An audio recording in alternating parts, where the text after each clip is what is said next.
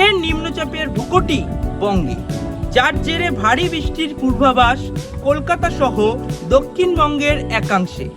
আলিপুর আবহাওয়া দপ্তর জানিয়েছে, আবারও তৈরি হয়েছে একটি নিম্নচাপ উত্তর পশ্চিম বঙ্গোপসাগরের উপর। এই নিম্নচাপের প্রভাবে দক্ষিণবঙ্গের উপকূলবর্তী জেলাগুলিতে দু এক জায়গায় ভারী বৃষ্টির সম্ভাবনা রয়েছে 23 তারিখ। পুরো দক্ষিণবঙ্গ জুড়ে হালকা থেকে মাঝারি বৃষ্টির সম্ভাবনা এবং মেঘলা আকাশের সম্ভাবনা থাকছে। দক্ষিণ 24 পরগনা, 2 মেদিনীপুর, ঝাড়গ্রামে বৃষ্টির সম্ভাবনা। 24 তারিখ এই নিম্নচাপটি পশ্চিম দিকে অগ্রসর হওয়ার সম্ভাবনা রয়েছে। 24 তারিখেও দু এক জায়গায় ভারী বৃষ্টির সম্ভাবনা থাকছে।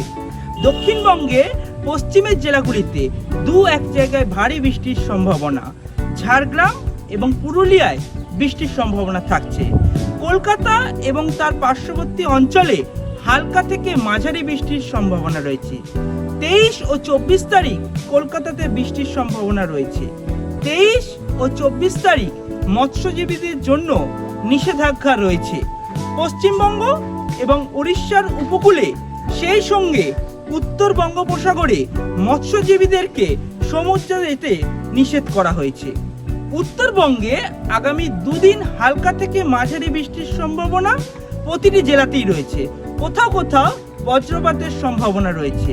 25 তারিখে উত্তরবঙ্গের হিমালয় সংলগ্ন জেলাতে দু এক জায়গায় ভারী বৃষ্টির সম্ভাবনা রয়েছে। আবার একটি নিম্নচাপ তৈরি হয়েছে উত্তর পশ্চিম বঙ্গোপসাগরের উপরে, এবং এই নিম্নচাপের প্রভাবে দক্ষিণবঙ্গে উপকূলবর্তী জেলাগুলিতে দু এক জায়গায় ভারী বৃষ্টির সম্ভাবনা থাকছে 23 তারিখে, এবং পুরো দক্ষিণবঙ্গ জুড়েই হালকা থেকে মাঝারি বৃষ্টির সম্ভাবনা এবং মেঘলা আকাশের সম্ভাবনা থাকছে 23 তারিখ। 24 তারিখ যে এই নিম্নচাপটি পশ্চিম দিকে অগ্রসর হওয়ার সম্ভাবনা, সেহেতু 24 তারিখে দু এক জায়গায় ভারী বৃষ্টির সম্ভাবনা থাকছে। দক্ষিণবঙ্গের একেবারে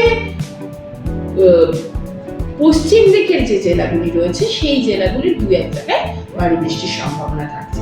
23 তারিখে ভারী বৃষ্টির সম্ভাবনা যে জেলাগুলিতে, সেগুলি হলো দক্ষিণ 24 পরগনা, ইস্ট ওয়েস্ট মিদনাপুর, ঝাড়গ্রাম। আর 24 তারিখে ভারী বৃষ্টির সম্ভাবনা থাকছে ঝাড়গ্রাম এবং পুরুলিয়া জেলাতে।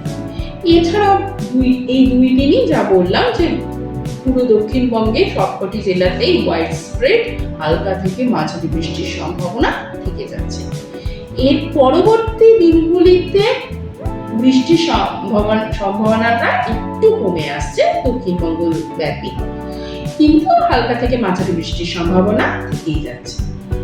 আর উত্তরবঙ্গের ক্ষেত্রে আগামী দুদিন হালকা থেকে মাঝারি বৃষ্টির সম্ভাবনা প্রতিটি জেলাতেই রয়েছে, সেই সঙ্গে কোথাও দু এক জায়গায় কোথাও কোথাও বজ্রপাতের সম্ভাবনা রয়েছে। 25 তারিখে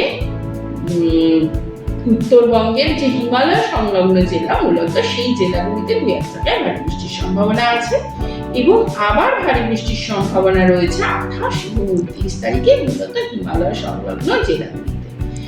আর এই মোটামুটি দুই বঙ্গের পূর্বাভাস, এর সঙ্গে কলকাতা ও তার পার্শ্ববর্তী অঞ্চলে মোটামুটি ভাবে হালকা থেকে মাঝারি বৃষ্টির সম্ভাবনা রোজই থাকছে, এবং মেঘলা আকাশও থাকবে।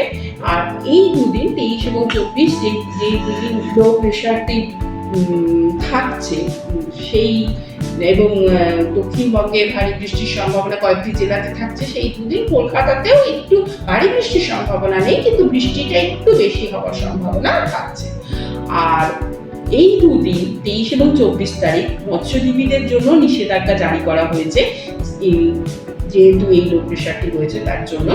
এই ওয়েস্ট বেঙ্গল এবং উড়িষ্যার যে উপকূল এবং সেই সঙ্গে উত্তর বঙ্গোপসাগরে মৎস্যজীবীদেরকে যেতে নিষেধ করা হচ্ছে 23 এবং 24 তারিখ।